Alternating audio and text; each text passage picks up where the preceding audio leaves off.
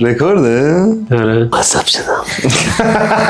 همیشه اولش معذب. گوش تب تب دبا. سخت شروع همیشه سخت. جستجوگری عزیز در یوتیوب. باحاله دوست دارم.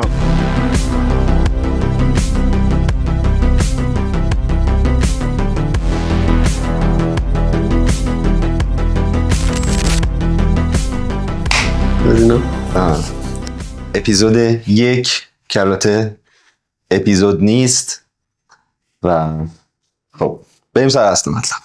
برنامه هوش طبیعی، هوش طبع هستیم. هوش طبع باز قابل ایده پردازی دیگه. هوش طبع 1، هوش طبع 2، گوش تب تب دبا.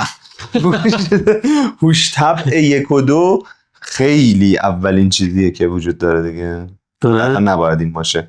مثلا میتونیم همون جفت اون هوش طبع باشیم یا هوش طبع تمایز هوش طبع ها رو. حالا اصلا موضوع جلسه بگی؟ موضوع جلسه طبق اون چیزی که ما از گذشته به شما در اپیزود 0 گفتیم، میخوایم ایده پردازی کنیم راجع به برنامه خودمون. حالا چه شکلی، این که شروع برنامه، حالا بهش میگن اینترو، چه شکلی باشه از اون سلام علیک اولیه تا به اون جایی که میرسیم که دیگه میخوایم برنامه رو شروع کنیم. راجع به اون میخوایم حرف بزنیم و ایده پردازی کنیم. راجع به لوگومون میخوایم حرف بزنیم و ایده پردازی کنیم. راجع به پایان برنامه که چه شکلی تموم کنیم، یه برنامه میتونیم تموم کنیم، همون خداحافظی، اون سلام و خداحافظی چه شکلی باشه. و یک چیز دیگه هم بود که اون خطاب قرار دادن مخاطب چه شکلیه که تو اپیزود 0 راجبش صحبت کردیم که گفتیم که از کادر خارج شدم. مثلا هر کی میگه بچه ها نمیدونم فالوورا، آره چی اصلا میشه خوشگلا، چی میشه واقعا؟ یه چیز جدید بگیم دیگه مثلا. آره بریم واژه جدیدی فکر بریم ورود کنیم. نیمروهای توی خونه، پلوهای توی خونه مثلا.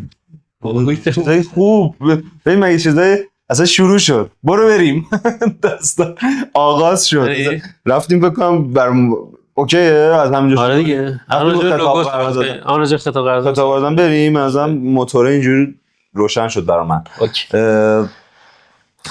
چیزای خوب مگه نمیگیم؟ خب یعنی مثلا میگیم میگن، یا حالا خودمونم میگیم خیلی وقتا، یا مثلا تو یه معاشرت معمولی میگیم دوست عزیز، عزیزم، یا چیزای خوبی میگیم دیگه. دوست عزیز، نمیدونم عزیزم، دوستان، خوشگلا، نمیدونم، حالا هرچی. پس چیزای خوب میگیم و میشه چیزهای خوب دیگه هم پیدا کرد. خب بیا یکم مثلا ما همدیگر که میبینیم خب توی روزمره و فلان و اینا حالتهای مختلفش رو فکر کنیم دیگه. مثلا یه آدم غریبی که میبینیم بهش چی میگیم، یا دوست میبینیم چی میگیم، خانواده مثلا چی میگیم. راجع به اینا شاید جالب بشه. مثلا من خیلی موقع بهتون میگم حاجی. آره اون بعد تو خود برای مخاطبم در میاد دیگه. الان مهم نیست، ممکنه یه زمانی مثلا به همون مخاطبم ممکن مثلا شبیه به اون چیزی که به دوستمون میگیم و بگیم. ممکنه ها مثلا چون قرمه سبزی هم دوست داشته باشن مثلا. خب این قرمه سبزی های توی خونه. خب واقعا نمیدونم پلو های توی خونه. نه میگم چیز خوبی مگه نمیگیم؟ وقتی چیز خوبی میگیم میتونه هر چیز خوبی باشه. چه چیزای خوبی داریم؟ یه عالمه چیز خوب قطعا در جهان وجود داره دیگه. ببین آخه واژهه یه خورم چجوری بگم باید بشینه دیگه. یعنی خطاب داری قرار میدی. مثلا به یکی میگه استاد، به یکی میگه دکتر، به یکی میگه حاجی، به یکی میگه آقا، خانوم، فلان. طبیعتا دیگه عنوان مثلا چون غذا که روی یارو نمیذاری. اون قسمت برای مخاطبا گفتم، ما اینجا بازه که مخاطبمون هر چیزی بگیم. آره قطعا اون جدا میشه میره تو جامعه. نمیتونی مثلا رفتید چه میدونم مثلا چیز بخرید سوپرمارکت، سلام پلو من مثلا جناب پلو یک مثلا مای ظرفشویی یارو اینجوری که مثلا شاید بتونیم از اجتماعی کوچیک حتی جا بندازیم، چیزای بامزه اینجوری بین رفیقای خودمون گهگاه میکنیم. یه سری میگم مثلا من تو رو تهران صدا میکنم، تهرانی تهران صدا میکنم، خب و برای خودم بامزه است، برای تو هم بامزه شده در اومده. شعرام میخونید؟ تهران شب از تو دور است تهران و خاطراتش یادآور غرور است. آره یادآور. اصلا گفت یکی از اینتروها این بود تهران شب از تو دور است تهران و خاطراتش یادآور غرور است. خورده سلام عرض میکنم خدمت شما دوستان. رادیو شباهن. آره رادیو دیبا. گفتم رادیو دیبا با شما. خب میتونیم توی چیز جا بندازیم، ولی فهم کنم الان چیزی که تو گفتی چیزی که به ذهن من آورد این بودش که تو جایگاه‌های مختلف نمیشه ازش استفاده کرد. مثلا تو میری مثلا چه میدونم مثلا میری پلیس به اضافه 10 نمیتونی بری بگی پلوی عزیزم مثلا قرمه سبزی خوشمزه جا افتاده من. یا تو جمع ممکنه جمع دوستانت ممکنه بگی. تو جمع دوستان مثلا یه رفیق میگه قرمه سبزی خوشمزه من. آره میگی و میرسن با مثلا یه دفعه تو دهن همه میفته سلام سوسیس مثلا. و فکر می‌کنم که این طبقه بندیه پس الان فهمیدیم که مهمه، یعنی اینکه حتی نسبت به فرم برنامه میتونه متفاوت باشه، یعنی برنامه‌های مختلف نوع سلام علیک کردن و یا نوع خطاب قرار دادن های مختلف داره. قطعاً چه میدونم مثلا یه برنامه‌ای که مثلا راجع به شعر و مثلا موسیقی چه نقد مثلا ادبی یک شعر و چیزی طرف نمیاد مثلا بگه سلام خوشگلای من نمیگه دیگه سلام عرض میکنم خدمت شاعر برجسته کشور. میدونید فکر می‌کنم اینه و درست هم هست ها. الزاما همیشه مثلا شبکه 4 روشن می‌کنه مثلا میگه خدمت فرهیختگان گرامی. آره. و فکر می‌کنم شاید همیشه مثلا یه چیزی تو ذهنمون جا افتاده که مثلا اون شکستن کلیشه‌ها و اینا جذاب و یا خوبه، شاید یه جایی هم واقعا کاربرد نداره. اشتباه دیگه. آره. همونجاست که میگن مثلا خلاقیت روی خط استراتژی نیست. مثلا ایده شاید بامزه باشه ولی خب برای اون جایگاه نیست، برای اون نقطه نیست. برای همین در مخاطب پس میزنه. آره دیگه مثلا طرف توقع نداره تو این تبلیغ و با مثلا فلان چیز شروع کنی. خلاقیت بیجاییه مثلا یه حالیه در اینه که عوضش کردی ولی یه حالیه کار نمیکنه. اینم جالب شد بدونم برام، یعنی به نظرم توی اپیزود میتونیم راجعش صحبت کنیم اینکه خود این خلاقیت بجا. آره یعنی مهمه که نه اینکه محدود کنیم ذهن اونو، ولی به هر حداقل در انتخاب هر کدوم از اینا بدونیم که چه چیزی رو برای چه چیزی میتونیم انتخاب کنیم یا اصلا شاید مسیر فکر کردن بهمون بده. ببین آخه موضوعش اینه دیگه، توی اون اپیزود وقتی گفتیم که ایده پردازی رو نقد نمی‌کنیم، موضوعش اینه یعنی نقده میاد همین کارا رو شروع میکنه انجام دادن دیگه، یعنی حذف میکنه اینا. من به نظرم مثلا ما باید هر چی رو ذهنمون میرسه ایده های باحال شروع کنیم گفتن، تمام مثلا چیزایی که فکر می‌کنیم با مزه است مثلا این کارا رو میتونه انجام بده همه رو بگیم، حتی قرمه سبزی حتی فلان. موقعی که می‌خوایم انتخاب بکنیم حالا اونجا میریم با ذهن انتقادی از بین اینا انتخاب می‌کنیم، مثلا رد می‌کنیم دیگه، رأی میدیم به ایده ها. تو میگم من این ایده کار نمی‌کنه و ایده خوبه مثلا فلان. آره تو پر مرحله انتخابش فرق می‌کنه دیگه، آدم موشکافانه‌تر در حقیقت نگاه می‌کنه. ایده هامون حالا به مثلا چه میدونم شما هایی که اون پشت اید ما رو میبینید، خب هی تو ذهنم اینه که نقد نکن دیگه. خب شما که اسکرول کردی الان 60 رو وایساد رسیدی به ما آره. اسکرولگر اسکرولگر مثل چیزه، مثل اشغالگره. اسکرولگر اکسپلور نشین نشسته توی سلام بر اکسپلور نشین. توی یوتیوب مثلا سرچر عزیز که به ویدیو ما رسید، حالت چطوره؟ جستجوگر عزیز در یوتیوب با حالت دارم. جستجوگر عزیز در یوتیوب خیلی مخصوصی مثلا یوتیوب دوست قلقلی یوتیوب دارم قلقلی خلاقانه بودم یوتیوب دارم قلقلیه. این فکر کنم بیشتر این چیز بود در اون چیز اینترو بود اینترو آره دیگه، میگه طرف میاد میشینه میگه یوتیوب دارم قلقلی میری یه چیزی مسخره میبینیم ما چرا نداریم از اینا؟ نداریم دیگه.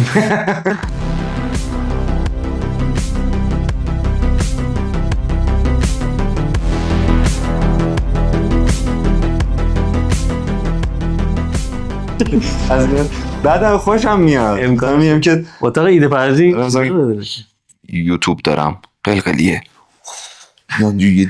یه فلانی بیاد. ببین اتاق ایده پردازی ساده است دیگه. یعنی من تو ماشین نشستیم داریم رانندگی میکنیم بعد راجع به یه ایده شروع میکنیم فکر کردن. وسطش که خیلی چیزی نداره دیگه. مثلا به مرور یه ایده تو قبلا داده بودی که اصلا فضاهای مختلف و اینا بریم تجربه کنیم برای ایده پردازی. اون خیلی خوبه. من چقدر گلوم میگیره. اشکال نداره، سرفه کن. دوباره سرفه کن. یوتیوبر های عظیم نون که سرفه من رو تحمل کردیم. خب الان توی اون چیز جالب بود، اون چیزایی که داری میگی. خب بگیم دیگه. جستجوگران ویدیو. آره جالبه. ریسرچر یوتیوب، آره. جستجوگر ویدیو دوست عزیز، ویدیو بین ویبین های از مستر بینه. ویبین دیده بانی. بگو دیگه. نه یه چیزی به ذهنم یعنی چیزی خیلی چیزه بلند من نمیگم که بلند فکر میکنم ولی بلند فکر میکنم. چی بذار وسط خود کلمه یوتیوب بذار وسط دورش شروع کن چیدن. یوتیوب چه چیزایی داره؟ ویدیو داره، بیننده داره، پلی داره، پاز داره. برای آدم ها به اون فعلا اقدام میکنن دیگه. پلی میکنه، پاز میکنه. پلیر عزیز، پلی پاز کننده، پازر، ای پازر، پلیر هم موازه. پلیر کسی که پلی میکنه. ببین هم پلی میکنه هم پلی معنی بازیکن هم داره دیگه. پلیر معنی بازیکن. بعد اون وقتی میاد مثلا وارد این بازی میشه بابا هم داره درگیر میشه مثلا خود بازیکن. سلام بازیکنای عزیز. دقیقاً بازی میکنن دیگه یه جورایی. یعنی توی بحث خلاقیت ایده پردازی اینا خیلی سریع اضافه کنم. اصلا میگیم ما بازیکن داریم تماشاچی داریم دیگه، جفتش هم هست. اوکی، یعنی یه سری هستن که بازیکنن پلیرن درگیر قضیه میشن، یه ایده میدن مثلا تون فلان. یه سری مثلا تماشاچی ان دیگه، فقط میشن تو جلسه نگاه میکنن مثلا. اوکی هم هست. یعنی والا انتخابش اینه. حالا ما داریم سعی میکنیم که تماشاچی‌ها رو پلیر کنیم، بازی کنیم. ولی واقعا میتونیم بهش بگیم بازیکن. ایده پرداز میتونیم بگیم بهش. شما که دوست دارین ایده پرداز بشین. ولی بازیکن برام جالب بود. جستجوگر عزیز میدید طرف اگه واقعا سرچ کرده باشه اومده یه دفعه اینجوری شد که من واقعا جستجوگرم. اینو پیدا کردم. کاشف مثلا هی ویدیوهای جدید کشف میکنم. آفرین کاشفان عزیز. آوازه خیلی باله. کاشف جالبه. کریستوف کلمب بگیم بهشون. کریستوف کلمب های عزیز. کریستوف کلمب طولانی. کریستوف کلمب های مجازی. کاشف بعد مثلا هر کی کامنت گذاشت بهش میگیم کاشف و عمل اومد. قشنگ بود. یه کاشف و عمل اومد. 2 کاشف و عمل اومد. 18 کاشف و عمل اومد. کاشف جدی ببینیم کاشف. بعد ما بتونیم عوض کنیم دیگه. آره ما چند گاهی مثلا یه بار بگیم پلیه. ولی به نظرم نه که من گفتم کاشف به نظرم جالب بود. آره کاشف. بیا بگردیم راجبش. همون تو گفتی کاشفگران محترم. حالا محترم چه کاوشگر. نه کاشف خیلی بالاتر. آره کاشفان بود دیگه. کاشفان عزیز سلام کاشفان. یه آقاییه یه خانویه که فامیلیش کاشفانه. سلام کاشفان. بعد انگار مثلا یه کسی که همش آرزو میکنه که همه چی فان باشه. کاش فان. آفرین. نه خیلی مسخره. طرف کاشفانه. یعنی همه کاشهاش به دنبال فانه. آره. کاش فان بشه. اینجا اشتباه اومدی. اینجا فقط فان نیست. اینجا هم کاشه هم فان. اینجا هم کاشفه. ما با هم میشیم کاشفان. آقا جالب شد. خوشم آمد. خب ببین کاشفان هستن. آره کاشفان جمعشه، یا مثلا یا ما کوچیک خطاب کنیم کاشف عزیز. چه کاری بود مثلا اینا. حالا این ابعاد مختلفش چی؟ اگر باز دوباره تو خطاب بزنیم رسول میگم بگیم. یه ذره میخوام متفاوتش کنم. ایده‌ست دیگه. فقط من بنویسم یادم نره. آره بنویس. ولی ایده رو باید بنویسیم دیگه دوستان. کاشفان.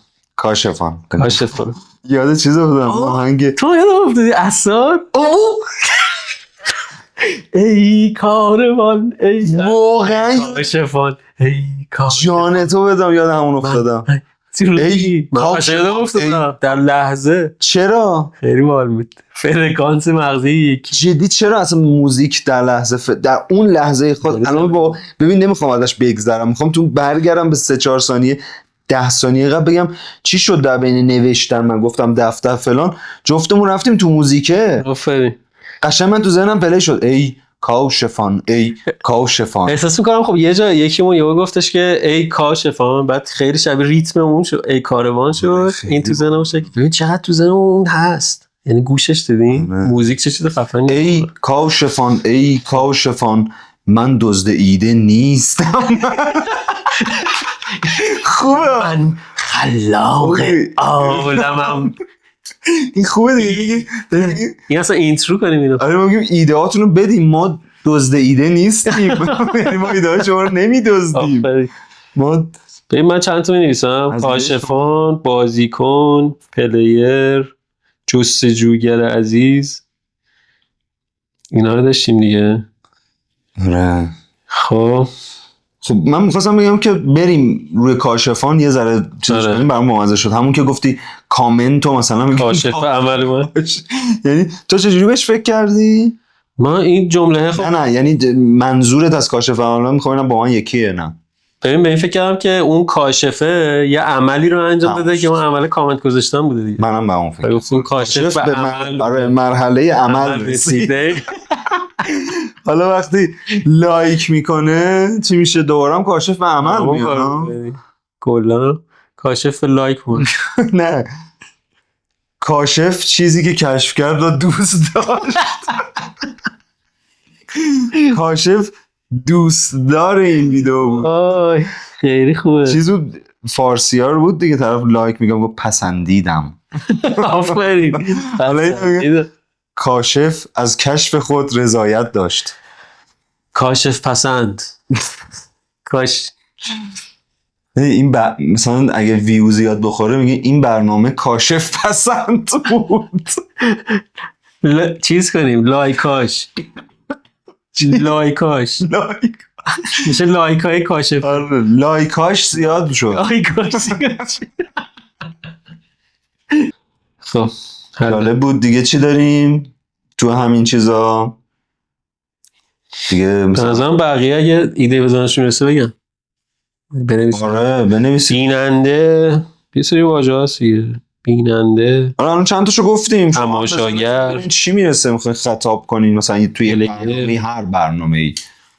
ممکنه برنامه فان باشه، ممکنه آشپزی باشه، ممکنه هر کسی یه جوری شروع میکنه یا اینکه در طول برنامه یه جوری ارتباط برقرار میکنه دیگه. ما میخوام بگیم آره کاشفان از یارو مثلا چون به فالوش میگه جوجوها. آره جوجوهای عزیز. چقدر یه حالیه نه؟ شاید خب من فکر کنم مثلا من با این سیبیل نشستم دارم نگاه میکنم طرف میگه مثلا چیز خدا این تتلو به طرفدارش میگه تتلیتی مثلا برای خودش چیز درست کرده. واقعا خلاقانه است. اصلا بعد من هیچ وقت نفهمیدم چرا.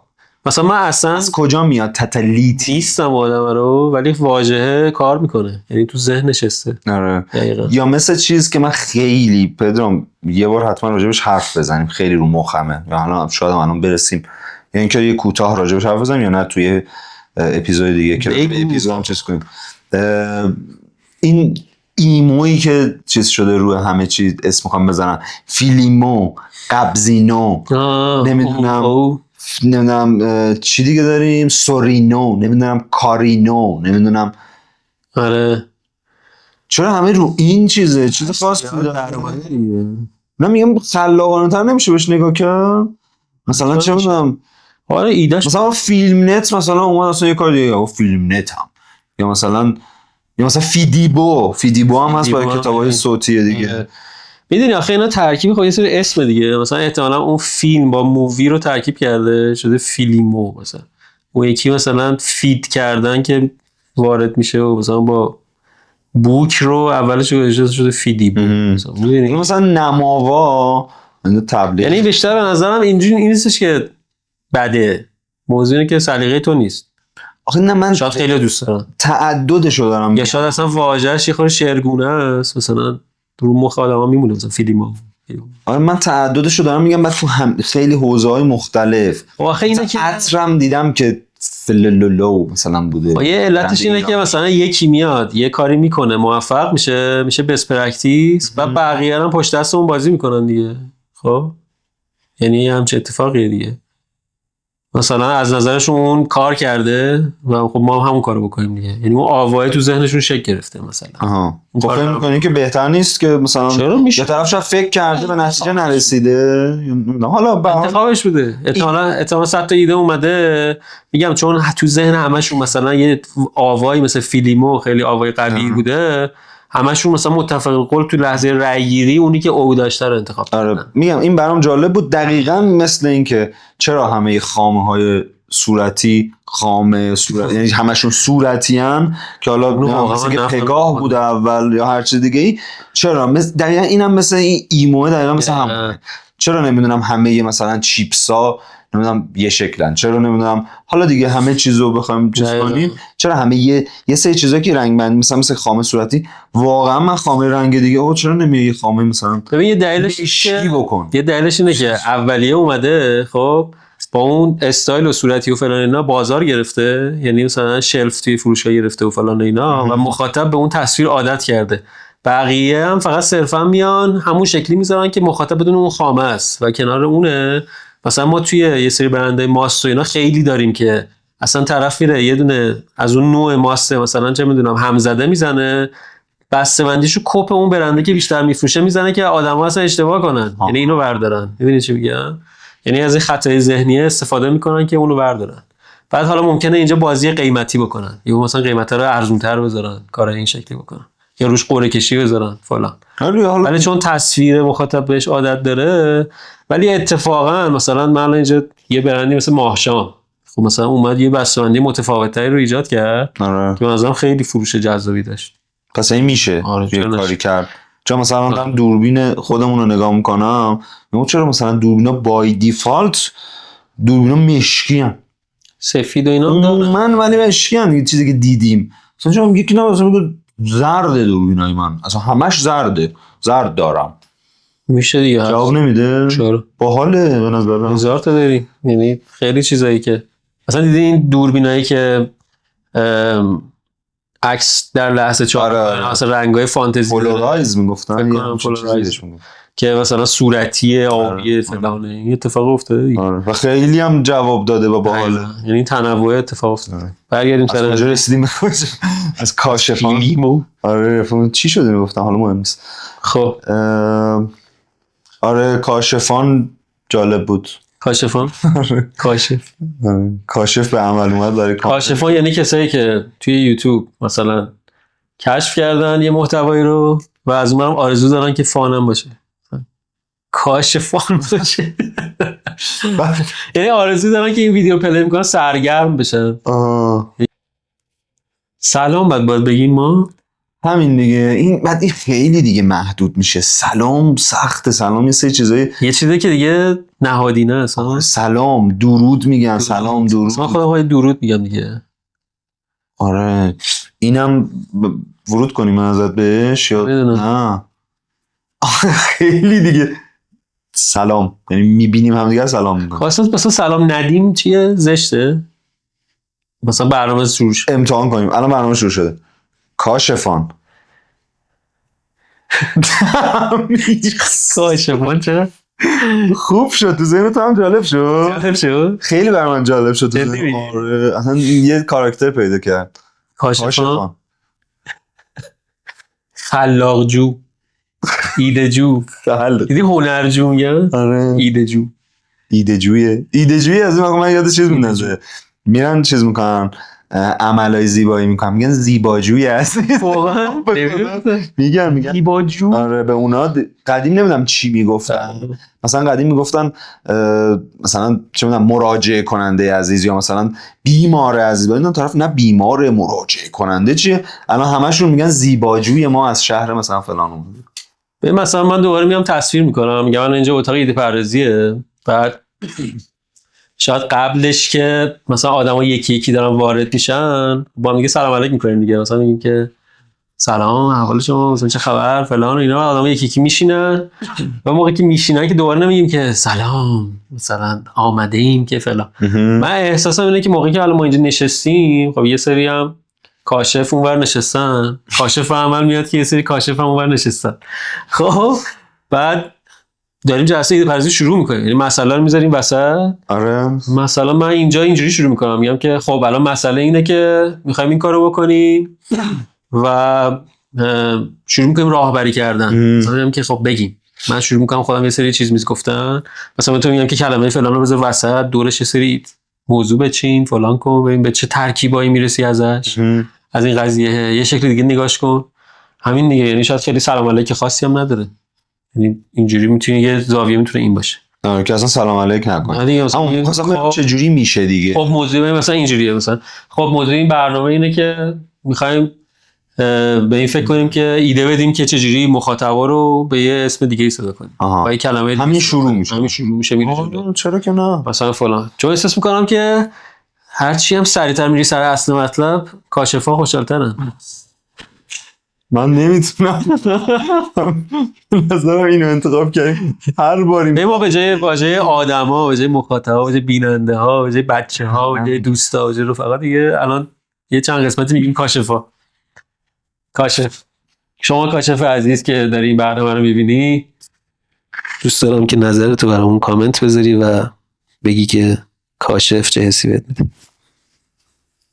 چون شما قطعا کشف بزرگی کردین. هوش طبیعی. خواهان هوش اصلا ما خودمون از قبلش هم یه ایده پردازی همون راجع به هوش هم داشتیم دیگه. یعنی ما هوش طبیعی هم کاشفان هوش طبیعی شد. چرا هم ما هوشمندیم و هم کاشفان هوشمندند. یعنی یکی رندوم بزنه این لحظه بگه شبکه 4 مثلا آهنگ راوکین شعر بود. خب بریم. پس این شدیم. آقا راجع به لوگو بریم صحبت کنیم. بریم راجع به لوگو صحبت کنیم. تو ایده داری؟ راجع به لوگو که چی؟ یه چیزی رو فکر کرده بودم بهش که مثلا شبیه چیزی شبیه مغز باشه. خب که مثلا انگار یه سری مثلا دست، انگار یه سری دست اومدن با هم دیگه اون حفره های چیز مغز رو درست کردن. مثلا دیدم که قشنگ یعنی مثلا مستقیم هم چیزی؟ آره. یا مثلا دست من تو هم آره. چی میشه؟ مثلا یه چیز شبیه مثلا اینجوری. آره اینجوری یه چیز اینجوری مغز تو درست کرده. بله. چون هم دیدم داریم اتاق فکر همکاریه، هم با همکاری داریم این کار میکنیم، دستا نماد همکاری میتونه باشه، هم مغزم که خب داریم از مغزمون استفاده میکنیم برای یه پردازی دیگه. اما مثلا تو اینو گفتی من داشتم به واژه هوش فکر میکردم، بعد این ه دو چشم و شبیه مغز تصورش کردم. میشه گفتم دقیقا یه ه دو چشم که منتها این فلانای مغز داره. آره جالب. وسطش اون خطه شبیه گردویی که اینجوری نگاش میکنه. آره زایی. بعد یه ایده دیگه که به ذهنم میرسه، لوگوی چت جی پی تی دیده باشی، اینا هوش مصنوعیه. بعد حالا اینجا یه رو تصویر بذاریم نذاریم همه میدونن چه شکلیه دیگه احتمالاً بذاری من ازم بد نیست. نه؟ آره یه گوشه‌ای حالا یه حال داشتیم تو تدوین نگاه میکنیم بذار. یه سری المانن که اینجوری رفتن تو هم دیگه بعد یه حالی داره. مثلا داشتم فکر میکردم که چه میدونم مثلا به قول تو دست میتونه دستای ما باشه که اینجوری بره تو هم دیگه یا نمیدونم من به یه زاویه فکر کردم که ما خوابیدیم کف زمین اون شیپ رو به خودمون گرفتیم بعد با فتوشاپ اینو هی لوپ کردیم اینجوری رو هم چرخوندیمش که مثلا من و تو و اونو ایجاد کردیم مثلا هوش طبیعی مثلا هوش مصنوعی این هوش طبیعی مثلا یه ایده اینجوری بزنم رسید. جالب بود که طبیعی و مصنوعی دارم فکر میکنم که طبیعی و مصنوعی چه چیزی به ما میده. من فکر کردم به این که تفاوت یک چیز طبیعی با یک چیز مصنوعی چیه. مثلا یه عسل طبیعی آره مثلا میگن آب میوه طبیعی آب میوه مصنوعی تو این جهت چیزی به ذهنم میرسه. به مثلا دیدی اینایی که میخوام میگن طبیعیه طرف مثلا عکس میوه رو نشون میده یا مثلا یه پالپ داره من فلان ما بهتونم باید مغز رو خیلی نشون میدیم یه باید نشون میدیم که مغز دیگه خود مغز هوش طبیعی مثلا پالپایی توی مغز که تو آخر اون دیگه میتونه چیز باشه اون میتونه ویدیو باشه خب که مثلا البته یه چیزی هم با مزه داره دیگه مغز همدیگه رو میگن مثلا طرف مغزمو خوردی تو اتاق ایده پردازی خوردن مغز چیز جالبیه باید مغز همو بخوریم. خب که مغز رو گرفتی تا آخرین داری میخوری مغز منو تو گرفتی آخرش هم یه دونه اینجوری میزنی آخرین چیزایی که تو مغز منه میاد بیرون. یعنی حتی مثلا شاید شبیه یه لوگوه شبیه یه ظرف آب میوه بشه که توش یه مغزه چندشه مغزای کوچیک مغزه اون توی یه حالیه رانیه دیگه حالیه. آره دارم جالبه این چیزی گفتی هی تو ذهنم چیزای جدیدی باز میکنه دیگه. آره مثلا همین چیزایی که گفتی حالا میخوام ببینم که اون چی میگن اون بستهه یا اون قوطیه چی میتونه باشه اگر توش مغزه.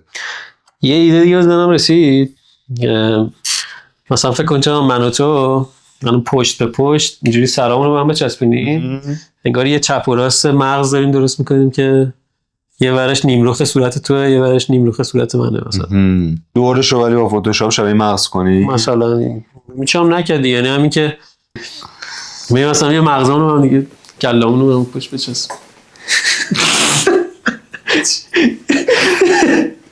مثلا ما اسکرین شات بگیری میگیریم دیگه مثلا یه همچی حالی یه عکس با مثلا 4 تا رو یادته که چقدر بامزه بود ایده لوگوی تصویریش صورت یه آدم رو به 4 تا بخش تقسیم کرده بود یک چشه یه نفر چشه یکی دیگه که بخشا یک 4 تا خیلی بامزه دیگه. آره من میگفت که این 4 تاره و اینم همون مثلا من میگم الان 2 نفرن که این برنامه دارن ایجاد میکنن هوش طبیعی هن مثلا صورتشون این منوبر شاید بامزه بشه. یادم فکر میکنم که اصلا هوش از کجا میاد مثلا ذاتیه به آدم میرسه با قطعا همشون که هست ژنتیک دیگه فکر کنم ژنتیک نمیدونم با توجه به تمرین و ممارست به دست میاد. مثلا گفتم تمرین شاید چه میدونم مثلا یه آدمی رو تصور کردم که داره مثلا میدوه یه آدم در حال دویدن ولی مثلا به سمت چی میدوه حالا میگم اولین چیزی که بزنم شاید داره به سمت یه مغز میدوه یا نه مثلا چرا داره میدوه یعنی چرا به این رسید مثلا انگار داره اون تمرینه رو میکنه برای اون چیزه برای به دست آوردن اون هوش بهتر چون یه بخشم تمرینه دیگه راجبش حرف زدیم یا مثلا هوش طبیعی که مثلا یه آدمی مثلا مثل رو تردمیل مثلا تردمیل مغزه یا مغزه رو تردمیله مغزه رو تردمیله مغزه رو تردمیله تلاش میکنه. آخه میدونی مثلا لوگوتر بهش بذار نگاه کنی جامع نیستیم برای لوگو این بیشتر میتونه مثلا گرافیکی تصویر باشه بگیم نقد نکنیم به خودمون نقد اوکی رو تردمیل خب یعنی خود همین تمرینه که آدم یاد بگیره ایده رو نقد نکنه خیلی نمیشه دیگه در لحظه مغز من نباشی مغز من در لحظه میگه که یعنی بتونی خاموش کنی اون یه تیکه رو که فقط بگی هر چی. آره در لحظه مغزم میگه که خب مغز و تردمیل، اوکی، یه تردمیل شبیه مغز.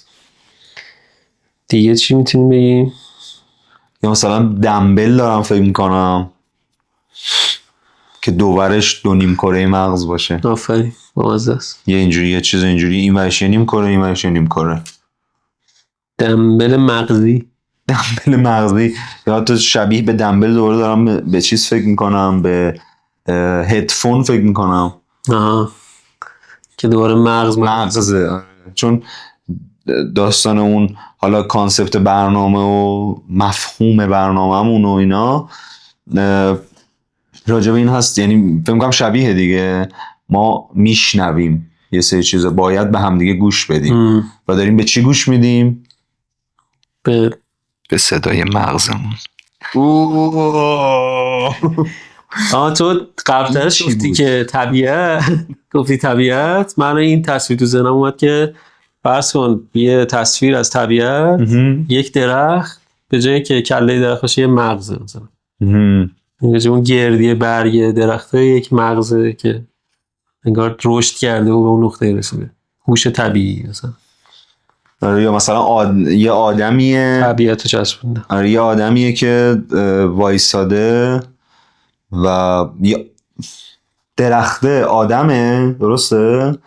خب و پاش یعنی از زیر ریشه ها توی مغزه. یعنی اون مغزه یه سری اون ریشه ها اومده رفته توی آدمه. یعنی مغز داره تو رو مثل یه درختی که از آب و خاک و نمیدونم آفتاب و اینا تغذیه میکنه و همین تغذیه از ریشه میاد و به چیز میرسه، میاد حالا بیشترش از ریشه، حالا حداقل آب و خاک و اون چیزایی که مهمترین چیزه به درخت میرسه، درخت پربار و سرسبز میشه. اینجا هم مغز است که به تو آب و غذا و اینا خوراک این مغزه شبیه یه دونه‌ای که کاشته شده آدم جوونه زده خاک. آفرین. مثلا یه همچین حالی. برم دوباره به این دوستان برم اونجا. نه اینو دیگه در تازه رفتیم اونجا. تازه رفتیم اونجا. اینم خوبه. اسم رو بذاریم اونجا. آره اسم مرکز. بذار من برم اینجا. اینجا اون اونجا. مال من اینکه برای من اینجا برای اونجا دیگه. هر کی از منظر خودش می‌بینه. هر کسی اینجا مال تو اونجا. هر کسی از زنش خود شد اشتباه. هر کسی از زن خود شد یار من. بیا از اونجا بیا اینجا بابا. یه دونه یه نقاشی معروفی هستش که من حالا اسم نقاش واقعا یادم نیست و نام اثر شاید تو خاطرت بشه. سیب جلوی صورت. آها رنه مارگریت اگه اشتباه نکنم فکر کنم، حالا نمیدونم، به جای سیب جلوی آدم مغز بشه. آره فکرم که اونو تو هنوز کامون بگی همونو میگفتم. آره تو اونم آره یعنی همون استایل اون آدمه ولی جلوش به جای سیب مغز بشه. هوش طبیعی. میتونیم خود همین هوش طبیعی رو حالت تایپوگرافی بنویسیم بعد متعا شبیه این مغز بشه. دیدیم هش شبیه مغز باشه. چیزای مغز هستش که حالت عضله‌ای داره، چربی داره. آره طبیعی. هوش مثل موش. هوش چقدر سخته. هوش خیلی هوش خیلی سخته. یا هوش طبیعی. دارم فکر کنم که میخوام ذهنمو همش توی هوش و مغز و چیزا گیر کردم، میخوام پرتش کنم به جای دیگه. سعیم الان در حقیقت سکوت میکنم، سعیم توی اینه به بنداز پرتش کنم به جای دیگه ببینم چه اتفاقی میفته. خب بیا بگیم با هم دیگه. آره مثلا داشتم چه میدونم به شوفاژ این پشت فکر میکردم، گفتم شوفاژ به ما مثلا گرما میده. خب همین آقای چکر مغزمون تمام شد. مغزم به ما گرما میده، بسته شد. مغزم به ما ایده میده. توی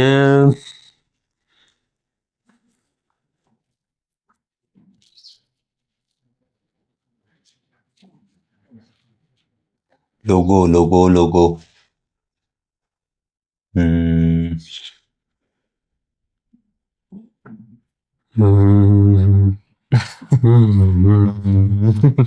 ای کاشفان به داد ما برسین، در کامنت ها هوش برای ما لوگو بنویسین. هوش طبیعی.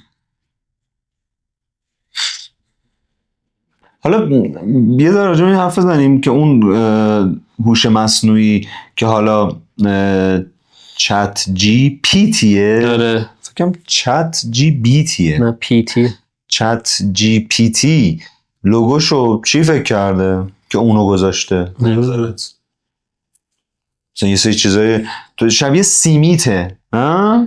ببین این شکلیه دیگه. میگم یه جوری شبیه سیمیته، یه نون ترکیه‌ای هست. ترکا.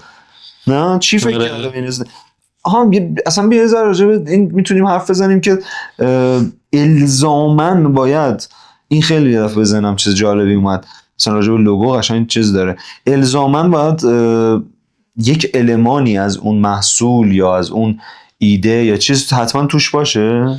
الان مثلا توی چت جی پی تی خب نیست احساس میکنم، یا خود ممکن تو خیلی از لوگوهای دیگه نیست. مثلا چه میدونم لوگوی مثلا فراری اسب اگه اشتباه نکنم مثلا اوکی، حالا باز میگی اسب مثلا چه میدونم سرعت و فلان و اینا رو ممکنه چیز کنه، چون مثلا بنز مثلا این شکلیه. خب یه چیه؟ به این پشتش یه داستان برند داره دیگه. خیلی از این لوگوها لزوما مثلا تو کل قضیه رو تو که توش نمیبینی، یک داستان برندی وجود داره دیگه. داستان برندش به نظرم برامون تو اینستاگرام بگو 26 اتفاقه یک چیزی باشه که حالا الزاماً یک نمادی از اون چیزی که میخوایم راجبش حرف بزنیم و نداشته باشه. آره یعنی بیایم به مثلا چه میدونم الان میخوام به اشکال هندسی فکر بکنم، چه شکلای هندسی میتونه ربط داشته باشه به قصه ما، به برنامه ما یا به هوش طبیعی؟ چه شکل هندسی؟ آره چه شکل هندسی میتونه ربط داشته باشه؟ ببین مثلا من خب یا ترکیب چند شکل هندسی. چیزو یادته مثلا یه دیوان آره یه فلانی داشتیم مثلا توی دقیقا همین شکلای هندسی اون دایره هر میذاشیم خودکار اینجوری میکشیدیم یه سری دایره تو هم شکل میگرفت که دقیقا یه خورم شبیه همین چت جی پی تی میشد دیگه. آخرش یه مرکز اون وسط چیز عجیبه دست یه سری دایره تو هم رفته بودن، یه مرکزی هم اون وسط دایره دوباره مونده بود، مثلا یه شکل این شکلی بود، مثلا هم شبیه چت جی پی تی. این حالت اسباب بازی تورا رو میگی؟ آره دیگه یه چیزی میذاره وسط همین چرخونه، بعد یه شکل هندسی بهت میداد که مثلا یکیش این شکلی بود، یه سری دایره. آره. مثلا من مغز رو خیلی شبیه دایره میبینم، با که کلا این صورت رو گرد میبینم، مغز رو گرد میبینم، حالا غیر از اون چروک مروکایی که داره و فلان و اینا. بعد دایره هم یه حس بی‌نهایت میده دیگه، مثلا یک چیز هندسیه که تا بی‌نهایت این شعاع و قطر و اینجور چیزا داره و هیچ وقت تموم نمیشه. مثلا دیدی یه جسم کروی کلا یه فضای بی‌نهایت به شما میده، مثلا خود بی‌نهایت رو ببینی اینجوری دو تا بیز مثلا تو هم رد شده، احساس میکنم این مغزه هوش طبیعی ته نداره دیگه، یعنی ابد میشه نشست فکر کرد، ایده داد مثلا فلان. اینا هم شاید یه ایده بدی نباشه که اصلا ما لوگومون هم چجوری باشه مثلا. آره داشتم وقتی داشتی میگفتی داشتم به این فکر میکردم که اجزای بدن و اینا رو داشتی میگفتی، مثلا شدم داشتم به یه چیز این شکلی فکر میکردم که یک چی میگن یه بیزی بلند، حالا شبیه مثلا مداد و یه دایره بالاشه، خب که مثلا اون داشتم فکر میکردم دایره هم مثلا میتونه سبز باشه، نماد طبیعت و فلان و طبیعی بودن مثلا. خب مثلا چون به این فکر میکردم این شکلیه، یه چیز اینجوری یه دایره اینجوری بالاشه سبز رنگ.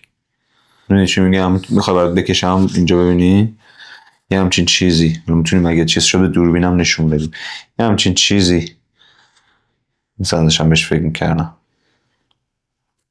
خب چیه؟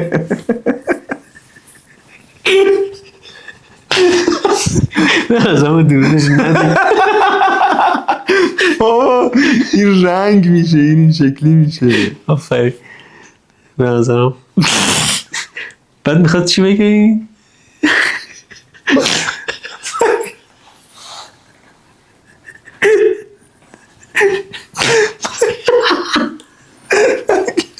مگه قرار نبود نقد نگو این که تخریبه از یا اینکه تو میتونم مسخره کنم که یعنی چرا اینجوری داره قابلیتش چیه با میزنی تو گوشی میاد بیرون باید کاری کنه که نوکیه مثلا لعنت خب این میخواد چی بگه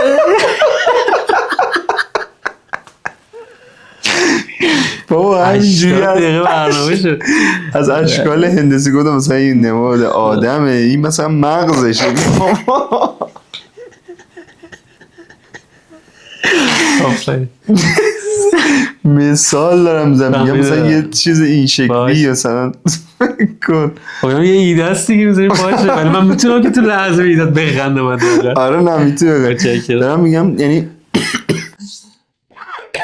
ولی اون به نظرم قابل دیدنه ولی واقعا که جلسه ایده پردازی اگه میدونی که بین آدم ها جنبش هست و هم دیگه اوکی این بخندین حالا دیگه شاید واقعا یه نفر خیلی سخت باشه براش ایدهشو بگه بعد اینکه میخندید اینو خودتون کشف کنید کاش خان باعث میشه که دیگه اون ایدهشو نگه به نظرم میتونیم نشون بدیم این هم بگیم به چی خندیدیم یا میخوای عکسشو مثلا بذاریم تو اینستاگراممون اولین ایده تصویری رو این ایده ما بوده ایده رامتین اون قراره پردازش بشه بهتر بشه یه نون باگت اون چیه اصلا قشنگه حالا منظورم در صورت اشکال هندسی با هم دیگه ترکیب بشن این ترکیب دایره و بیضی مثلا چون تو گفتی آدم میزاد آدم این شکلی دیدم مغزم گرد دیدم و گذاشتم نمیدونم اتفاقا چیز این ساین تقسیم رو تو ذهنم تو گفتی مثلا واقعا یه خط یه دایره آفرین ببین تقسیم ببین مثلا ما وقتی میگیم یه چیزی رو با هم دیگه تقسیم میکنیم یعنی حالا به صورت مساوی یا هر چی میدیم یه مقدارش میدیم تو یه مقدارش میدم این از کانسپتی درسته خب چون ما تقسیم میکنیم چیزامون رو با هم تا فکر بعد چقدر چیزای اینقدر یه دفعه یه بارش عجیبی تو مغزم اومد آره نمیدونم کدومو بگم چون جفتش همین که ما با هم دیگه تقسیم میکنیم خب هم به این داشتم فکر کردم که باز دوباره الزاماً مثل همون تصویره که گفتیم نباید مثلا الزاماً هوش رو توش داشته باشه مغز رو توش داشته باشه طبیعت رو توش داشته باشه این هم همینه ما میتونیم در لوگومون ببینیم راجع کانسپت برنامه‌مون هم چیه این چیزی که تو الان گفتی کانسپتی یا تقسیم خب کانسپتی هست توی برنامه‌مون یا در اتاق فکرها کانسپتی تقسیم میکنن یا اصلا به نوعی تقسیم وظایف دیگه یک سری وظیفه ها رو به طور ناخودآگاه به طور نانوشته به مغز تو میدیم یه سری وظایف رو به مغز من میدیم اینا میگیم وسط میگیم وظیفه هاتون رو انجام بدین هی مثلا بریزید بیرون تقسیمه میگم جالبه حتی مثلا به اضافه هم فکر کردم یعنی فکر کن یه دایره که دقیقا وسطش یه دونه به اضافه است این مثلا به 4 قسمت انگار تقسیم کرده بعد دایره لزوما دایره نباشه مثلا چروکیدگی هایی اینجوری داشتش که یه خورده استایل مغز بده ولی یه خط وسطش یه خط دیگه مثلا اینجوری انگار که پلاس شده مثلا شبیه چت جی پی تی پلاس که مثلا خیلی خفنه یه همچین حالی بعد این شبیه چیز نیست چیز بهداشت و درمان اینه آرمز یادم نیست نه اینجوری دوتا قرمز اینجوری میزنن چه رو آمبولانس میزنن و دوتا قرمز اینجوری تو ذهن تصور کن چی به یادت میاره دوتا مستطیل قرمز اینجوری متقاطع این شکلی چیز داره دیگه کمک‌های اولیه واسه کمک‌های ولی ما همه چی هم میگیم میخوره به برنامه‌مون اصلا ما کمک‌های اولیه ما داریم مثلا اولیه به هم دیگه کمک میکنیم یه اتفاق جذابیه دارم اینجا میگردم ببینم آقا این یه مثلا چی میدونم کبریت چی توکلی دیگه معروف ترین کبریت این لوگو داره اصلا لوگوش که خود آقای توکلی یعنی خودخواهانه ترین چیزی که توکلی من توکلی ام کار میکنه دیگه اینم که فکر نکنم این دیگه لوگو نیست ها اون اسبه نماده یه بار راجع به این تحقیق کنیم با من برام جذاب شد که چرا اینه یعنی اون اسب چرا هست؟ من ولی عالم ستاره چرا بالا سرشه؟ من نمیدونم اون اسب چرا هست. بنویسم راجعش بخونم. آره خب پس از دوست عزیزمون آقای توکلی تشکر میکنم و کبری توکلی میزنم. این خیلی اون کمک نکرد، پرسشگری رو در ما زنده کرد. فقط اون اینجا چی داره؟ ایده ها رو یه بار بخون آزاده. ببین لزوما میگم اینکه لوگوه مثلا خیلی چیز خفنی بشه، اتفاقا اینجا یه نکته‌ای که هست اکثرا توی حوزه کاری ما آدما وقتی سفارش یه هویت بصری میدن، لوگو میدن، احساس میکنن که کل بیزنسشون باید اون تو جا بیاد. همین الان روش همه باید تو اون لوگو نشون داده بشه، در صورتی که اصلا این نیست. یعنی اون لوگوه در نهایت اون داستانی که شما به مرور به خاطر داستان برند براش تعریف میکنی شکل میگیره. میدونی چی میگم؟ آقا الان اپل یک سیب گاز زده است، مثلا چه ربطی اصلا به تکنولوژی داره؟ مثلا خیلی مثال تابلوییه که همیشه توی جلسات راجعش صحبت میشه، ولی اینکه اومده توی سالهای مختلف انقدر خوبشو تکنولوژیکال مثلا جا انداخته، خفن ترین دیوایس های اونو میبینی میگی موبایل دیگه، اپل اونی تکنولوژی یا فناوری اینویشن ته قضیه است، ولی هیچ ربطی به اصلا ماجرای تکنولوژی نداره. بس خیلی کوتاه در پرانتز بگم که حالا خیلی از این چیزا رو چه میدونم، حالا بس از خود تعریف کردن و اینا نیستا، ممکنه که مثلا تو حالا به خاطر اینکه تو اصلا تبلیغاتی یا مثلا اینجور فضاها بیشتر کار کردی بهتر میدونی، اما ما اصلا میخوایم از بیس، از ریشه داریم راجع به شده بحث می‌کنیم. یعنی همین که میگی نمیخواد که همه چیزو در بر بگیره، ولی ما از اول شروع میکنیم مغز، ریشه، اینا به خاطر اینه که ذهنمون باز بشه، ولی میدونیم که مثلا یا تو میدونی که الزاما این نباید باشه، شاید حتی اگر نباشه بهتر باشه، مثل مثالی که راجع به اپل میزنی. میگم ما الان مثلا خب از نزدیکترین چیزا میتونیم کمک بگیریم که شروع کنیم حولش ایده پردازی کنیم دیگه. خب مغز رو برداشتیم، طبیعی رو برداشتیم، شرایط مختلف ولی مثلا چه میدونم شاید اصلا لوگومون رو بذاریم یه دونه ماگ، یه ماگه مثلا، بعد استوریش هم بذاریم پشتش این که ما مثلا وقتی ماگمون رو میاریم توی اتاق ایده پردازی مثلا هوش مغزمون مثلا بنزین مغزمون، مثلا قهوه بنزین مغزمون، استوریمون بهتری ایده پردازی می‌کنیم مثلا. آره دیگه خیلی برمیگرده اینکه می‌خوایم چیکار بکنیم دیگه. آره این که گفتی اتفاقا ذهنمو سمت چیزای خوراکی باز کرد، چون یه جایی خیلی سال پیش تحقیقی بود میخوندم که میگفتش که مثلا این داستانی که یه سری تو سینماها یا فلان اینا ممنوع میکنن بردن خوراکی و اینا رو، میگفت خیلی اشتباهه. میگفت شما وقتی که داری یک تصویری رو میبینی، یک فیلم میبینی یا هرچی و همزمان باهاش یک چیزی میخوری، به شدت گیرایی تو رو بیشتر میکنه، یعنی باعث میشه که تو بهتر بفهمی یه مسئله و شاید به خاطر اصلا همینه که مثلا موقع یه چیزی مثلا ما الان چای و قهوه میخوریم یا میدونی میخوای حرف بزنی، مثلا یه دفعه تخمه میخوری مثلا فکر میکنی زمان کنکورشون چاق میشن مثلا، چون مغز خیلی انرژی میگیره دیگه و هی تو باید خوراک بدی و این برای همین چیزای خوراکی طورم تو چی میگن بیاد توی ممکن لوگو جالب باشه. آفرین با ازاست منظر. دیگه چی کار میتونیم بکنیم؟ حالا چه خوراکی؟ با تو هوش طبع عزیز.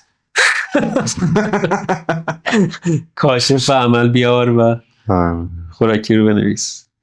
ببین گفتیم یه چیزی شبیه مغز با دستامون بسازی، گفتیم هد و چشم شبیه مغز باش رفتار بکنی، هست اصلا حالا تو دیفاع مثلا یه حالی هست. بعد اون چیز تصویر هوش چت جی پی تی رو گفتیم که گفتیم مثلا لوگوش اون شکلی و فلان اینا، بیایم مثلا ما هم یه چیزی شبیه اون مثلا در بیاریم، نمیدونم خودمون کف زمین بخوابیم اون شکلی درست کنیم، یا دستامون مثلا این شکلی دست باشه یا مثلا فلان، یا حتی به این رسیدیم در ادامه که یه شکل هندسی که دایره ها در هم باشن و اینا. بعد گفتیم مغز طبیعی مثلا پالپ مغز و اینا مثلا وجود داشته باشه. من حتی مثلا گردو هم میبینم قضیه رو، گردو هم یه خوراکی طبیعیه دیگه، مثلا گردو خیلی شبیه مغز. مثلا از گردو زیاد استفاده اینجوری کردن دیگه، یعنی گردو رو مثل خیلی چیزایی همیشه میگن گردو فسفر داره برای مغز خوبه، مثلا سرچ کنی زیاد هست، مثلا میاد میگه که گردو مثلا برای مغز خوبه، خودش شبیه مغزه، گوجه مثلا برای نمیدونم فلان چیز خوبه، خودش شبیه فلان، نه فلان خوراکی برای کلیه خوبه. میدونم میخندی ولی بگذاری اوکی. 2 تا مغز به هم چسبیده که من و تو بودیم، خودمون بود. پشت سرامون به هم چسبیدیم. بعد تردمیل گفتیم که مثلا مغز رو تردمیله یا داره مغز میدوه یا یکی داره به سمت مغز میدوه. آره دمبلی که دو طرفش نیم کره مغزه. دوست داشتم. یه ذره کلیشه به نظر میرسه ولی جالب بود برام. هدفونی که شبیه مغزه، اینم برام جالب بود. کره مغزی. طبیعت و درختی که اون بالاش به جای گوله برگ درخت یه مغز مثلا اونجاست. بعد یه مغزی که تو خاک جوونه زده یه آدمی ازش اومده بیرون، ریشه هاش اینو به آدم رسیده. اون نقاشی معروف که جلوی صورت به جای سیب مغز باشه. بعد گفتیم که تایپوگرافی هوش طبیعی رو بنویسیم، منتها شبیه بافت مغز مثلا اجراش بکنیم توی اجرای گرافیکیش. اون شکل زیبایی که شما کشیدی یک بیزی که یک دایره بالاشه میگیره اون. حالا ببین آره هوش طبعانه داخل منزل میاد همونو طراح گرافیکی درست می‌کنه، این خفن ازش دمی از همون استفاده می‌کنه. یه دایره که گفتیم به 4 قسمت انگار تقسیم میشه، یه پلاسیه فلان و اینا، امداد اولیه کمک‌های و همین ایده‌مون اینجا رسید. آره حالا داشتی میگفتی دوباره فکر کردم که چقدر میشه رفت فکر کرد جزئی راجع به همه اینا. مثلا فکر کردم به نقاشی‌های معروف جهان فکر ببینیم، مثلا همون تو از اون نقاشی معروف جهان چیز کردی دیگه، از اون یه ایده بگیریم. مثلا اون نقاشی جیغ که اونم اسم نقاشی یادم رفت، حالا اون با اون یه دستکاریای اونو بکنی، یا خیلی نقاشی‌های معروف دیگه نمی‌دونم مثلا لبخند مونالیزا رو بتونی یه فعالیتایی روش بکنی. بعد فکر کردم نمیدونم یک فیلمی مثلا بری ازش ایده‌ای بگیری. مثلا داشتم چه می‌دونم نمیدونم چرا یاد مثلا کیل بیل و اینا افتادم که با چاقو زده، مثلا فکر کنم ترکیب مثلا چه می‌دونم چاقو با مغز مثلا، یا مثلا یه پتکی رو مغز خورده مثلا ایده ریخته بیرون. می‌دونی همه اینا واقعا میشه بهش فکر کرد. و وقتی که اون دکمه خاموش دوربینو بزنی منو درشه من همه اینا ول نمی کنی شروع میکنی. آره همینقدر که الان گفتیم میگیم. و هوش طبع عزیز، کاشف عزیز، تو هم به ما ایده بده. اگر تصویری هستش برامون کجا بفرستن؟ تلگرام میذاریم، خلاصه اطلاع میدیم دیگه. آره. کجا ردیفش میکنیم؟ آره آخر ویدیو یا همینجا روی ویدیو میذاریم براتون. بعد دیگه چی؟ ولی من به نظرم بین اینا چیزو بعدم نیومد. دو چشمه تو هم نظر بده. چون یه چیز ساده قابل فهمه، یعنی چون یه خورده با توجه شرایط ما یه چیز ساده قابل اجرا باید باشه دیگه. یکی هم این که اونی که سرم رو من میچسبیم نمیدونم چقدر جالبه، یعنی شاید یه خورده خیلی چیزا ببین جالب. بعد بریم بعد برنامه بدونم اینو چیز کنیم تو یه مثلا فتوشاپ و اینو باز کنیم این کارا رو بکنیم. مثلا داشتم فکر می‌کردم اون دوتا کله ها که از پشت به هم گرافیکی وصلن از تو مغزا با هم دیگه که ارتباطی دارن. یعنی مغزم اونجا کوچیک مثلا هستش و اون تو یک سی به هم ربط بده که این خیلی برام جذابه. بعد ببینیم که چقدر تو تصویر جذاب میشه. اونم برام اون شکلی جذاب. بله اوکی. پس میریم تو اجرا. چیزام برام خیلی جذاب بود. نمیدونم حالا تو هم نظر بده. من خودم میگم نمیخوام خودمو نقد کنم و یه ذره کلا ذهنی راجع به مثلا اون دمبله خیلی باهاشون اوکی ام. دمبله هم باحاله.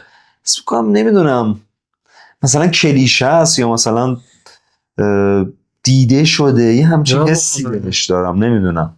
ببین چون در نهایت به نظرم استوری میگیره دیگه. یعنی استوریش اینه که ما اینجا داریم هوش طبیعی رو ورز میدیم، یعنی با ایده پردازی اون مغزی که اون تو داریم، یعنی داریم کمکش میکنیم که به جای فضای هوش مصنوعی هوش طبیعی هم فعال بشه و کمک اونوری هم میشه بهش فکر کرد. قوی هم داره میشه دیگه. آره اونوری هم میشه بهش فکر کرد که اون مغزه داره ما رو قوی میکنه، چون دمبله ما رو قوی میکنه، مغزه داره هوش ما رو داره. مغزه هم وزنه‌ایه که باعث میشه که اون رو قشنگه این وریش هم من به نظرم این ستا رو انتخاب کنیم بریم تو اجرا، بعد ببینیم کدومش جذاب‌تر میشه، بذاریم رأی بگیریم و آره میذاریم تو یوتیوب نظر بدن که کدوم بهتر شده.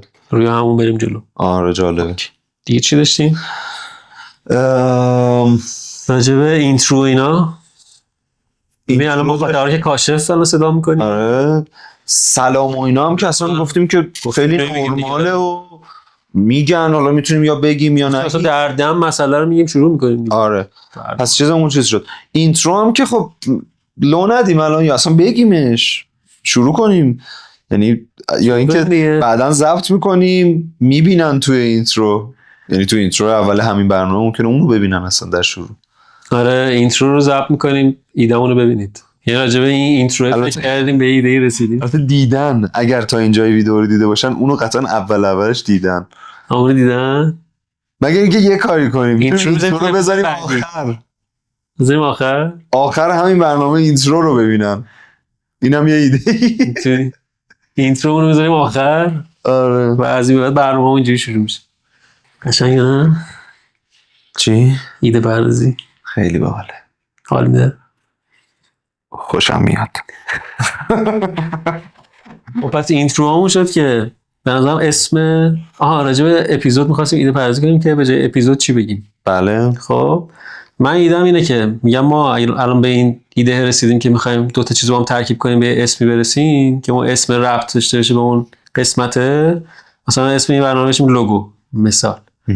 بعد خب میتونیم مثلا اسمش رو بنویسیم لوگو.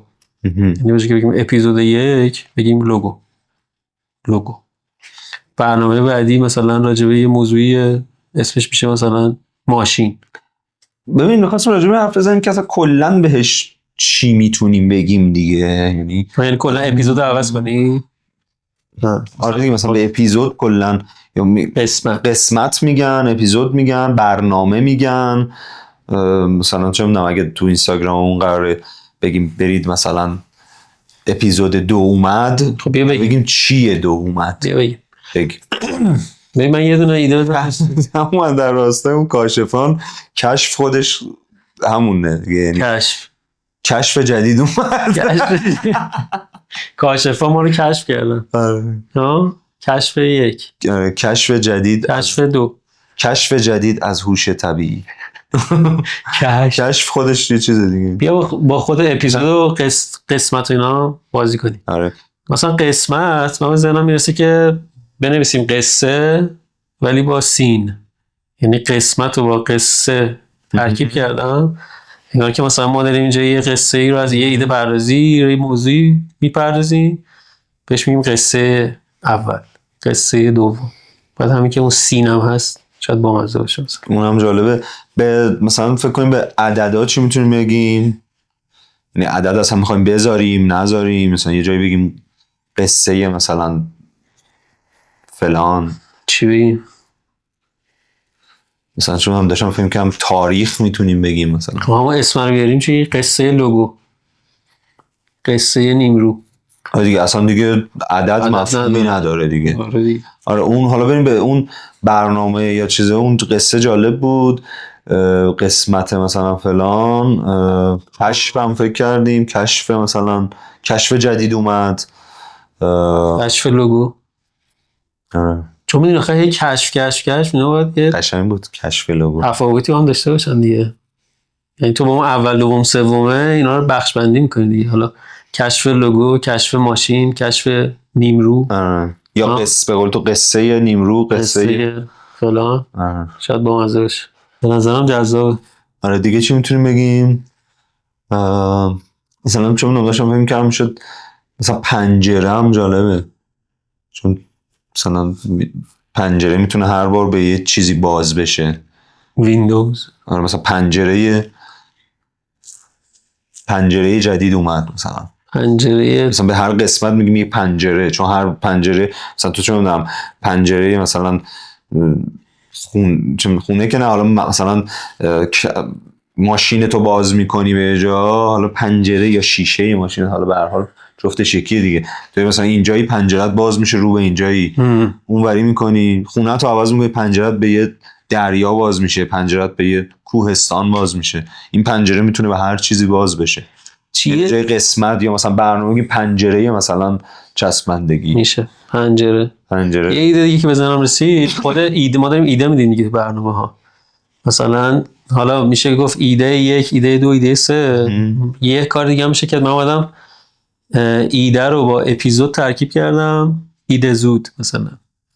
ایده زود 1، ایده زود 2. ایده زود. ایده زود. ایده زود. ایده زود. اصلا ایده زودم خوبه چون ایده زود. هی باید زود ایده بدیم. ما تون ایده زود. این هوشه تون ایده بده. قشنگ بود، خوشم اومد. ایده زود. اسمش هم شبیه اپیزود ایده زود. ایده زود اول یا حالا دور تصمیم میگیریم اون اسم رو بزنیم یا نذاریم. آره. مثلا ایده زود اول لوگو، ایده زود دوم ماشین، آره. ایده زود سوم چسبندگی. ایده زود مثلا داشتم به اینکه گفتیم سری بگیم، مثلا داشتم به فست فود فکر می‌کردم. بعد فست رو حالا گفتیم انگلیسی، مثلا فست میشه چی؟ میشه سریع. آره. میشه پرسرعت سریع. مثلا فسمت.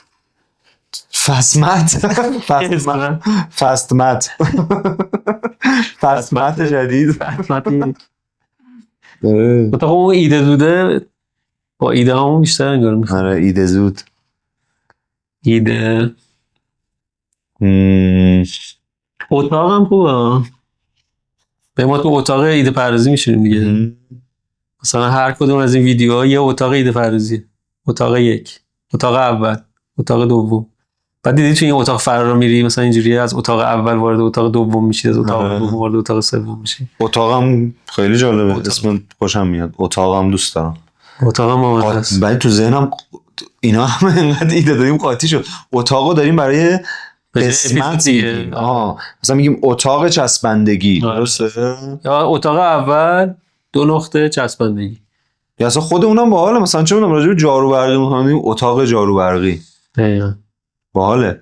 و میدونید این یه چیزیه که چی میگن، خیلی از چیزایی که همینجوری جدید بودن به مرور جا افتادن. یعنی مثلا اگر داریم مثلا میگیم قسمت، دیگه همه میگن قسمت، یه چیز جا افتاده. هیچ کس فکر نمیکنه قسمت. چرا قسمت اصلا؟ به مثلا دقیقاً قسمت کردنه مثلا یا چی؟ آره دیگه، مثلا یک برنامه‌ایه که به چند بخش تقسیم شده دیگه، به قسمت‌های مختلف. قسمت 1، قسمت 2 شده. حالا ما اومدیم اینو داریم باشه بازیه انجام بدیم که متفاوت شه. مثلا این اتاقه ممکنه بشه اصلا باب بشه که من تو مثلا بگیم الان راجع به پتو فروشی محمد آقا می‌خوایم صحبت بکنیم. فروشی محمد آقا رو بعد بگیریم. آفرین. محمد آقا پتو فروشی تو ایده پردازیشو بده بهمون. آفرین. مثلا پیش خودمون میگیم که آقا اتاق پتو فروشی رو بذاریم. جالبه. یعنی مثلا اتاق رو تشکیل میدیم که راجع به پتو فروشی بده. داشتم به حفرم فکر مثلا ملت میگن برنامه کنیم. برنامه است دیگه. مثلا پارتی فلان. ولی ما چی میگیم بریم تو اتاق. وای باحال. یا میخوام بریم تو اتاق. نه دیگه میخوام بریم تو اتاق. یعنی که دیدی مثلا به قول تو برنامه کنی میگیم خب دیگه بریم تو اتاق، یعنی بریم تو اون اتاق ایده پردازی، بریم تو اتاق فکر. داشتم به حفرم فکر میکردم. حفرم باحال. داشتم چون به حفره‌های مغز فکر میکردم، گفتم این ایده ها و اینا از تو حفره‌های مغز میان و بالا و پایین میرن. حفره فلان. حالا از بین اینا نظر یکیشو انتخاب کنیم. آره اینا باله. و بچه هم بگم بچه ها که نه، کاشفان کاشف به عمل بیان. چقدر همه چیمون برای خودمون داره میشه. دیگه از یه جایی حرفایی میزنیم که نه مثلا کسی مثلا اگه 5 تا ایده زود داده باشیم ایده زود 5 رو ببینه دیگه این چیه، بره از اول ببینه بفهمه اینا چیه. همه چیز برای خودمونه. ایده زود. آره. مثلا اگه اتاق رو انتخاب کنیم، اتاق چیه؟ مثلا حفره چیه؟ پنجره چیه؟ اتاق مافیا، اتاق ایده پردازی، اتاق چسبندگی، اتاق کدومش بالا نظرت؟ ایده زود خیلی دوست داشتم به خاطر شبیه به اپیزود بودنش و خیلی مفهوم داره، برام جالب بود. دیگه چی اولش گفتیم؟ اولش مثل چیزای جالب قصه رو گفتیم. قصه هم برام جالب بود به خاطر اون قسمت، اون سینش که از اونجا الهام گرفته شده. واقعا همش برام جالبه. پنجره برام جالبه، حفره برام جالبه. اینا هر کدوم واقعا برام جالبه. مثلا چه میدونم الان داشتم فکر می‌کردم گل و گیاه ها رو داشتم میدم، به ریشه فکر کردم مثلا. ریشه ما از همه چی وارد ریشش میشیم، وارد اون بن قضیه میشیم در بیاریم. مثلا ریشه، چون داریم ریشه اون، مثلا همون دوباره داریم صحبت میکنیم، چه میدونم مثلا داریم راجع به کیف پول حرف میزنیم، داریم میریم از ریشه کیف پول رو به هم میریزیم، داریم چه ایده‌ای به ذهنمون میرسه. میفهم. مثلا ریشه کیف پول، ریشه هم باحاله. متا میدونی مثلا شاید اون جدید بودنه یکم توشون نیست دیگه. یعنی ما داریم دوباره مفهوم جدید براشون تعریف میکنیم، الان حالا رسیم تو نقطه نقد، ایده ها رو نقد میکنیم. اوکی. چون هر چیزی میشه گفت دیگه، صفحه میشه گفت، انگار یه کتابی که داریم ورق میزنیم. ولی تو یکت کدومه الان تو اینایی که گفتیم؟ من بین ایده زود و اتاق خیلیش اینجوریم. من ایده زود خیلی هستم. ببین ایده زود میگم، گفتم به خاطر نزدیک بودنش به اپیزود، خب، و اینکه هر دو تا بخشش ایده و زود معنی داره و ما دقیقا داریم همین کار میکنیم در زودترین حالت ممکن. میخوایم ایده بدیم، زود ایده بدیم، یعنی میخوایم رکورد بزنیم که ایده های بیشتری بدیم دیگه. آره، زود تون ایده زود برای من یکه.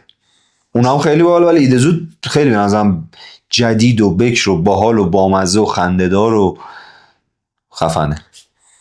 اگه موافقی هم اینو برداری؟ حتی نظر کاشفا هم که به عمل میاد میبینیم که نظرشون چیه. کاشفان چون قصه در نگاه رو منبر میکنن، چون به خلوت، چون این چیز دیگه. ببین اینجا اتاق ایده پردازیه دیگه، بعد نه و نو که نداریم. الان ما به یه چیزی میرسیم، بعد ممکنه 4 تا ایده خفن‌تر هم بیاد، عوضش میکنیم و اصلا حالا میگم برنامه که تمام شد باز با هم دیگه نشستیم داریم حرف میزنیم، ممکن واقعا به یه چیز دیگه برسیم و بیایم و خیلی کوتاه در مثلا قسمت بعدی بگیم، در ایده زود بعدی بگیم که ایده زود نشد، این شد و چرا این شد، اون چراییش رو مثل تاریخچه هر چیزی، اون تاریخچه رو خیلی کوتاه میگیم رفته بودیم فلان جا و فلان اتفاق افتاد و به جای ایده زود مثلا چه میدونم مثلا دیوار رو انتخاب کردیم، حالا شده دیوار مثلا فلان، دیوار اینجوری و میگیم اگر چیز دیگه هم انتخاب کردیم. فعلا در این اتاق ایده پردازی در این جلسه به این چیزا رسیدیم. آره دیگه چی میمونه پایان بندی و خدافظی. سلامو که گفتیم، یعنی میگیم خب میریم سر اصل پایان بندی چجوریه اصلا؟ پایان بندی همین که توی اون اپیزود که ایده زود 0 گفتیم، مثلا من گفتم آقا جلسه ایده پردازی تموم میشه، مثلا ما که دونه دونه خیلی متشکرم از ایده که دادیم، مثلا فلان، مثلا خیلی مخلصیم، تشکر کنیم از اون کسی که ایده داد، میشه میریم دیگه. من این به نظرم رسید. خب بیا بچه دیگهش نگاه کنیم. اینم میگم هی داریم میگیم، یعنی میگم اوکی، خب این که میگم تعاملی، چون واقعا برنامه‌مون یعنی چیزمون ایده زودامون چی میگن تعاملیه واقعا، یعنی نیاز داریم که این اتاق فکر رو بزرگ کنیم، همونطوری که من و تو داریم این کارو میکنیم. یعنی میریم با دوستامون قطعا هی اینا رو به اشتراک میذاریم، تو خانواده‌مون راجبش حرف میزنیم و اینو هی خودمون داریم بزرگتر میکنیم. اونوری میخوایم به جای 5 نفر 10 نفر بکنیم بشه 1000 نفر، 2000 نفر، 100,000 نفر. برای همین میگم که استفاده بکنیم، به خاطر اینه از اون وجه نگاه کنیم که چی واقعا برای مثلا مخاطب جذابه، برای خود ما چی جذابه. مثلا یه برنامه تلویزیونی، حالا تو شبکه‌های مثلا چه می‌دونم حالا اینترنتی یا هر چیزی، یه برنامه شروع میشه دوست داریم سلام علیک و چاق سلامتی و اینا رو ببینیم و در انتهاش خداحافظی هم ببینیم، یا یه حرفی یه چیزی در انتها ببینیم یا نه. خب چون برنامه خیلی تصویریه، یه خورده راجع به این صحبت کنیم که الان شما خودت توی سینما، تو تئاتر، معمولا پایان بندی‌ها چجوریه؟ مثلا سینما پایانو چجوری مثلا یهو ایجاد میکنه؟ یه دفعه مثلا ته داستان باز میمونه، یه اتفاقی میفته، بعد کست میاد بالا مثلا اینا. یا توی تئاتر مثلا چه اون پرده بسته میشه، فکر کنیم مثلا چی شده که این شده، چرا شده. الان این که گفتی دفعه ایده‌ای به ذهنم رسید، گفتم شاید این چیزی گفتی جذاب بود چون اینو به مغزم رسوند که الزاما میتونه پایانش با خودمون نباشه. مثلا فکر کنم چه می‌دونم شاید بتونیم پایانش یه تصویری نشون بدیم، مثلا یه تصویری که یا خودمون گرفتیم یا مثلا دانلود کردیم، میدونی، یا مثلا فکر کن یه تصویر از یک دریا مثلا در پایان نشون بدیم. بعد چی می‌خوایم بگیم مثلا؟ دریا گفتی اون برنامه چی دوست دارم. حالا اگه ناصر چشم حالا مرتبطه یک چیزی مرتبط با برنامه‌مون یا مرتبط با حس و حال برنامه‌مون در پایان فلان چیز نشون. مثلا ممکنه که چه می‌دونم مثلا داریم راجع به جارو برقی حرف میزنیم، آخرش یک تبلیغ خلاقانه از جارو برقی نشون بدیم با اون تموم شه و یه مثلا پایان نوشته بشه. میدونی چی میگم؟ یعنی الزاما خودمون نباشیم، از یک چیز دیگه ای استفاده بکنیم برای پایان. یا مثلا چه میدونم آیا آدمای مختلف خدافظی کردنشون چقدر جذابه، بریم یه عالمه ویدیو از اینا بگیریم، مثلا بگیم مثلا بابامون بگیم تو چجوری خدافظی میکنی، یا با دوستات چجوری خدافظی میکنی، یا هر چی بگی یه تصویر ازش بگیریم، آخر برنامه‌مون مثلا ما همینجوری که نشستیم یه دفعه تصویر اون میاد که داره میگه مخلصم، یا اصلا به خداحافظ. کاشفا واسه یه خدافظی بفرستن. آفرین. و از این استفاده کنیم تو هر قسمت یه خدافظی از بچه‌ها کاشفا باید چیزش هم دیگه آدابتش هم با این موضوع یه خدافظی از کاشفا بذاریم. اینم واقعا ایده جذابیه. یا حتی چیز، چون خدافظی ها متنوع، ممکنه یه سری مثلا 4 نفری با هم دیگه خدافظی طراحی کنن یا هر چی، یا مثلا از کاشفا بخوایم که مثلا نظرشون رو خیلی کوتاه راجع به ایده زود قبلی بگن، یا اگه ایده ای دارن بعدش هم خدافظی کنن. آره یه چیزی، یا اصلا یه چیزی طراحی کنن، یک جمله‌ای بگن، یه شعر اصلا یکی یه شعری میخواد بخونه و آخرش هم یه خدافظی خلاقانه‌ای طراحی کرده و بگه. اینم جالبه به نظرم. ما کلا اینو میتونیم یه چالش بذاریم که هر کس یه روش خاصی خدافظی بکنه و ما پخش کنیم آخرش. آره این جالبه. الان فرض کن خود من تو دو تا کاشفیم که می‌خوایم خدافظی طراحی کنیم و تهش بزنیم. چیکار می‌کنیم؟ مثلا پامیش